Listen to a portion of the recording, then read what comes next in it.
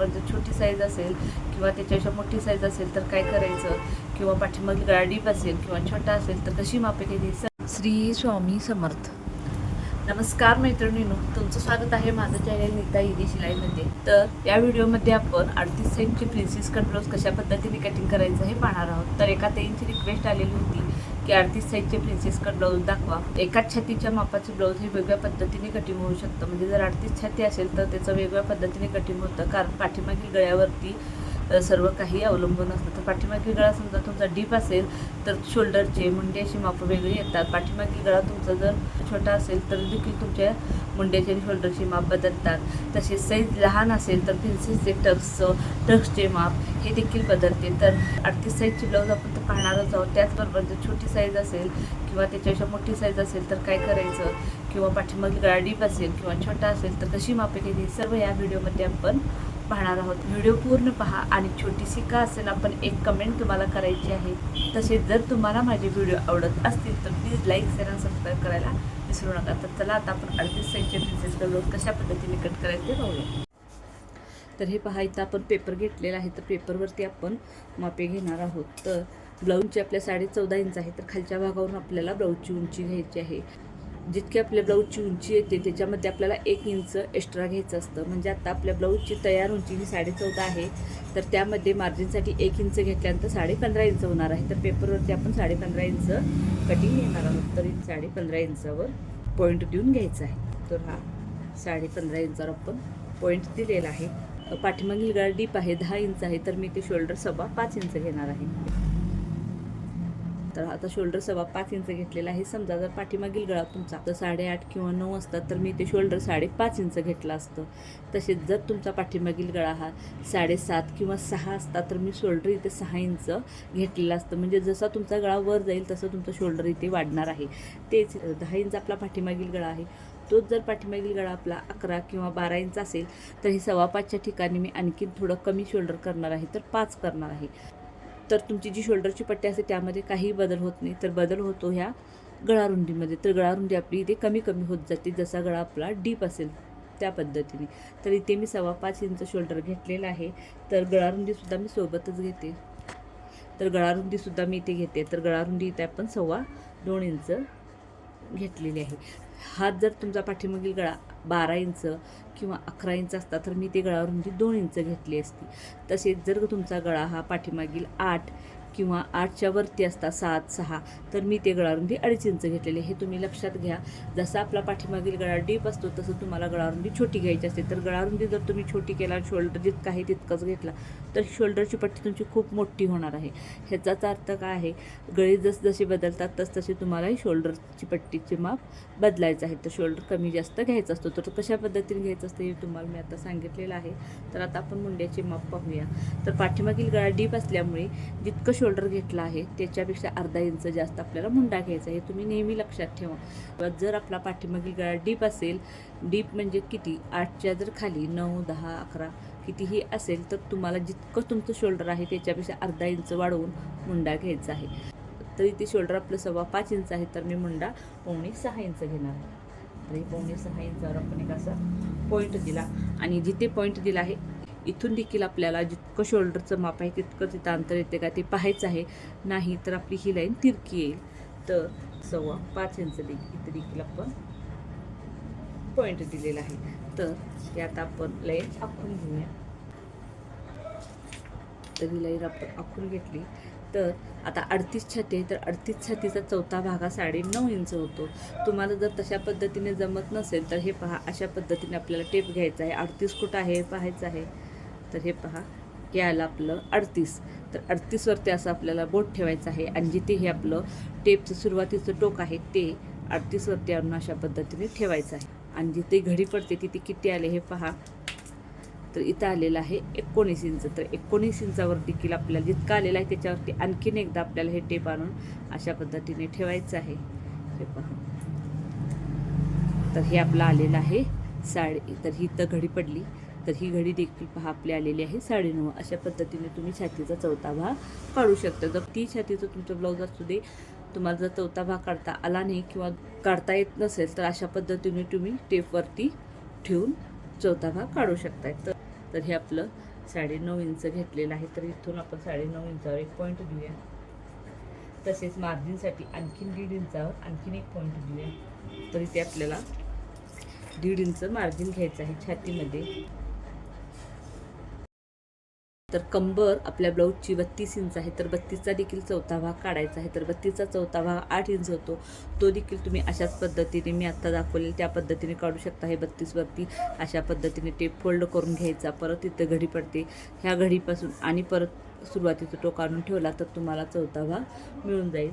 तर इथे 8 इंचावर मी एक पॉईंट देते. हे पहा, तर हे 8 इंच आहे, तर 8 इंचावर एक असा पॉईंट दिला आणि आणखीन 1 इंचावर एक पॉईंट द्यायचा आहे. म्हणजे पाठीमागील जो डाच असतो आपला, पाठीचे 2 डाच येतात त्याच्यासाठी आणखीन 1 इंचावर एक पॉईंट दिला. आणि मार्जिनसाठी जितकं आपण छातीमध्ये घेतलेलं आहे तितकंच कमरेमध्ये देखील घ्यायचं आहे. समजा जर तुम्ही छातीमध्ये 2 इंच मार्जिन ठेवणार असाल तर तुम्हाला कमरेमध्ये देखील 2 इंचच मार्जिन ठेवायचं आहे. तर आता मुंड्याचं माप घेऊया. तर हा आपला पाठीचा भाग असणार आहे. तर पाठीमागील भागाच्या मुंड्यासाठी आपण इथून 1.5 इंच घ्यायचा आहे 38 छातीसाठी. जर तुमच्या ब्लाऊजची छाती 30 किंवा 30पेक्षा कमी असेल तर तुम्ही ते 1.25 इंच घ्यायचं आहे. आणि जर तुमच्या ब्लाऊजची छाती जास्त असेल 30पेक्षा, म्हणजे 30-32 असेल तर तुम्ही 1.25 इंच घेऊ शकता. त्याच्या पुढे असेल 34 किंवा 36, 38, 40 असेल तर तुम्ही ते 1.5 इंच घ्यायचं आहे. तर मी ते 1.5 इंचावर एक पॉईंट दिला आणि असा आपण मुंड्याचा आकार काढून घेतलेला आहे. आता आपण गळ्याचा देखील आकार देऊया. तर गळा रुंदीमध्ये 2.25 इंच घेतलेले आहे आणि पाठीमागील गळा आपला 10 इंच आहे. तसेच मार्जिनसाठी आपल्याला गळ्यामध्ये अर्धा इंच घ्यायचा आहे, म्हणजे 10.5 इंचावर आपण असा पॉईंट देणार आहोत. तर इथं वरच्या साईडला गळा रुंदी आपण 2.25 इंच घेतलेली आहे, तर खालच्या साईडला मी 3.25 इंच घेणार आहे, म्हणजे 1 इंच वाढवून घेणार आहे. त्यांना इतका आपल्याला गळा पसरट हवा आहे. समजा जर ह्याच्यापेक्षा जास्त पसरट गळा जर कोणाला हवा असेल तर इथे 3.25 इंच घेतलेला आहे, इथं तुम्ही 4 इंच घेऊ शकता. किंवा ह्याच्यापेक्षा निमुळता जर गळा पसरट नको आहे तर उभा हवा आहे तर इथे तुम्ही 3.25 ऐवजी 2.5 इंच घेऊ शकता आणि गळ्याचा आकार देऊ शकता. तर इथे अशा पद्धतीने आपण हे गळ्याचा आकार द्यायचा. तर आता इथे जी आपण मार्जिनची लाईन आखलेली आहे तिथून इथंपर्यंत किती अंतर आहे ते मोजायचं आहे आणि त्याचा असं टेप फोल्ड करून सेंटर काढायचं आहे आणि ते सेंटरला मार्किंग करायचं आहे. तर या सेंटरपासून आपण पाठीमागील डास देणार आहोत. तर पाठीमागील डास मी ते 4-4.5 इंचाचा देणार आहे. 4 ते 4.5 इंच आणि ह्या साईडला 1/2 इंच आणि ह्या साईडला 1/2 इंच असा आपला हा अर्धा इंचाचा डास असणार आहे. तर हा झाला आपला पाठीमागील डाच. तर आता हा भाग आपण कट करून घेऊया. मग पुढचा भाग कशा पद्धतीने तरी मार्किंग करायचं हे मी तुम्हाला दाखवते. हा भाग मी आता कट करून घेते.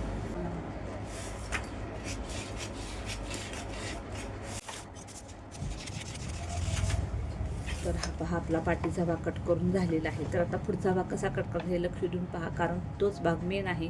पाठीचा भाग काय सगळ्यामध्ये सेमच असतो, कटोरीमध्ये किंवा साध्या ब्लाऊजमध्ये किंवा प्रिन्सेसमध्ये. पण जे फ्रंटचे भाग असतात ते आपले बदलतात. तर ते फ्रंटचा भाग कशा पद्धतीने कट करतात पाहूया. तर हे पहा, मी अशा पद्धतीने ही जी बाजू आहे इथे जशीच्या तसं समान आपल्याला असं ठेवून घ्यायचं आहे पेपर. हे तर हा ठेवून घेतलेला आहे, ह्याच्यावरती आपण कात्री ठेवून देऊया आणि ह्याच्या भोवत्याने आपल्याला फक्त भोवत्याने जसं आहे तसं मार्किंग करून घ्यायचं आहे. मी अतिशय सोप्या पद्धतीने तुम्हाला दाखवत आहे. पहा, ह्याच्या भोवत्याने जसं आहे तसं पण मार्किंग करून घ्यायचं आहे.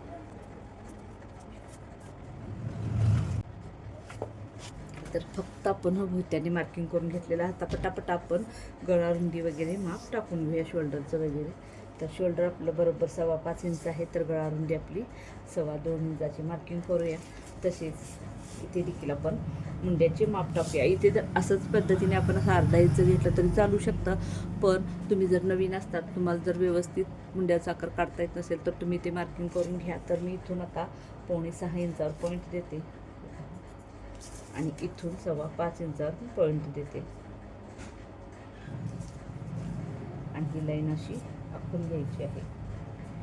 तर ही लाईन अशी आखून घेतली आणि ही देखील छातीची देखील लाईन अशी आखून घ्यायची आणि इथून आपल्याला 1 इंचावर पॉईंट द्यायचा आहे पुढच्या मुंड्यासाठी. पाठीमागील मुंड्यासाठी आपण 1.5 इंचावर पॉईंट दिलेला होता, तर पुढच्या मुंड्यासाठी आपल्याला 1 इंचावर पॉईंट द्यायचा आहे. तर हा असा 1 इंचावर पॉईंट द्यायचा आहे आणि मुंड्याचा आकार असा काढून घ्यायचा आहे. तर आता ही मुंड्याचा आकार आणि गळारुंदी आपण जसं पाठीमागच्या भागाला तशा पद्धतीने मार्किंग करून घेतलेलं आहे. आता हे जो पुढचा फ्रंटचा भाग आहे ह्यामध्ये आपल्याला कुठं किती वाढवायचं आहे हे पाहूया. तर इथे खालच्या साईडला जो आपल्या कमरेचा भाग आहे तिथे इथून ह्या लाईनीपासून ते 1 इंच आपल्याला जास्त घ्यायचं आहे, म्हणजे 1 इंच इथे आपल्याला वाढवायचं आहे.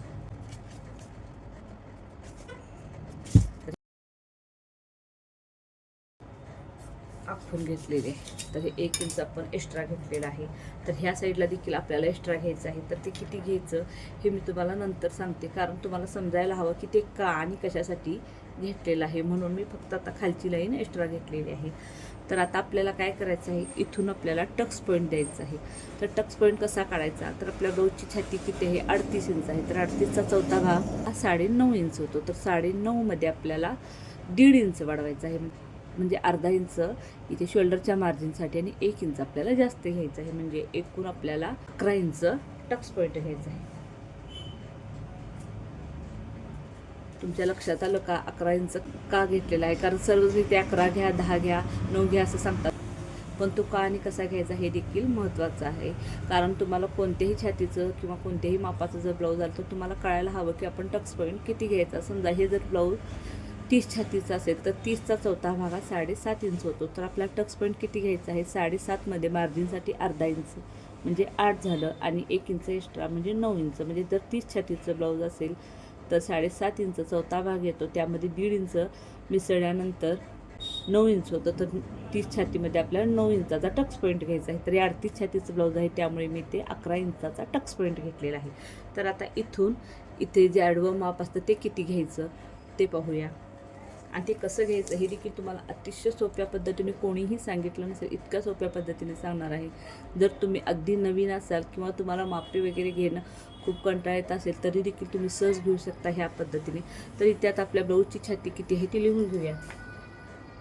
तर ब्लाऊजची छाती आहे आपल्या 38 इंच. तर 38 इंच मी ते लिहून घेतलेलं आहे.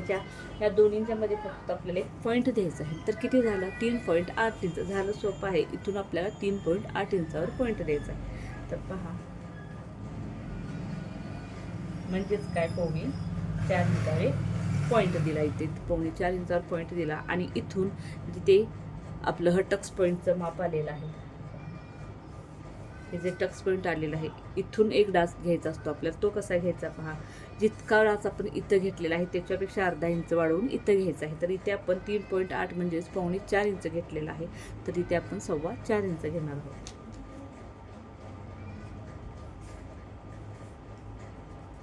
तर इथे 4.25 इंचावर पॉईंट दिलेला आहे. आता ही लाईन तिरकी आपण आखून घेऊया.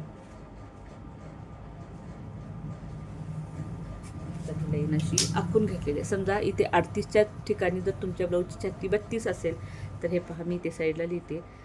तर हे 32 झालं. तर 32च्या मध्ये एक पॉईंट दिला म्हणजे आपल्याला 3.2चा इथे डाच घ्यायचा, इथे अंतर घ्यायचं 3.2 इंचचा. अशा पद्धतीने तुम्ही सर्व छातीचे प्रिन्सेस कट ब्लाऊज कट करू शकता. आता घ्यायचं इथून इथे आपल्याला डाचासाठी एक अंतर घ्यायचं असतं. तर ते किती घ्यायचं पहा, तर ते 2.5 किंवा 2 इंच घ्यायचं असतं. तर मी ते 2 इंच घेणार आहे, आणि इथून वरती आपल्याला 2.5 इंच घ्यायचं आहे.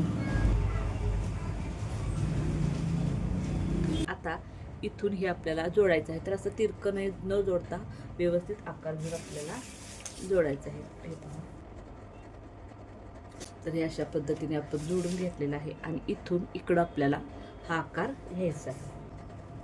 तर आता पहा, इथं जे आपण एक्स्ट्रा घेतलेलं आहे 2 इंच, त्यामुळे आपला हा पुढचा भाग कमी होणार, कारण आपलं हे कट करून जाणार आहे. तर काय करायचं आहे, इथून इकडं आपल्याला जितकं आपण इथं घेतलेलं आहे तितकं वाढवायचं आहे. जर तुम्ही इथे 2 इंच घेतला असाल तर तुम्हाला इथे 2 इंच घ्यायचं आहे.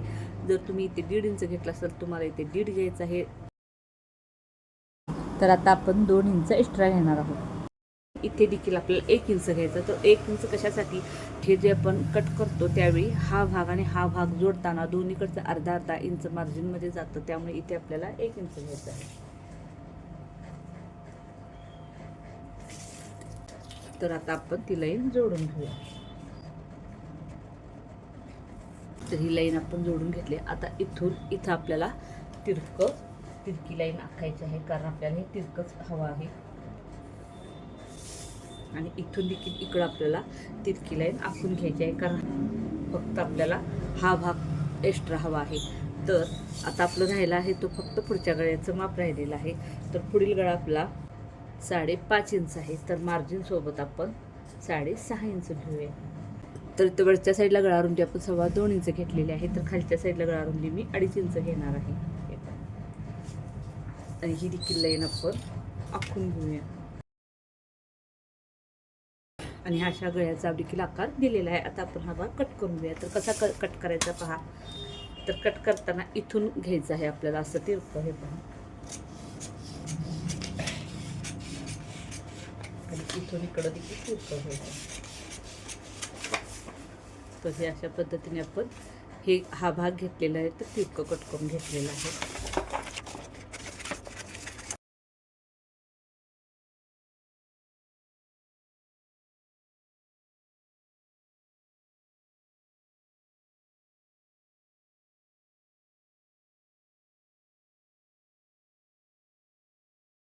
तर हे आपलं 38 छातीचं प्रिन्सेस कटचं पेपर कटिंग कट करून झालेलं आहे. मी अतिशय सोप्या पद्धतीने आणि सविस्तर तुम्हाला सर्व माहिती सांगितलेली आहे. अगदी कोणालाही अगदी नवीन असेल त्याला देखील सहज कट करता येईल, सहज समजेल अशा पद्धतीने मी तुम्हाला हे कटिंग दाखवलेलं आहे. पूर्ण व्हिडिओ पाहिल्याबद्दल तुम्हा सर्वांचे मनापासून धन्यवाद. थँक्यू.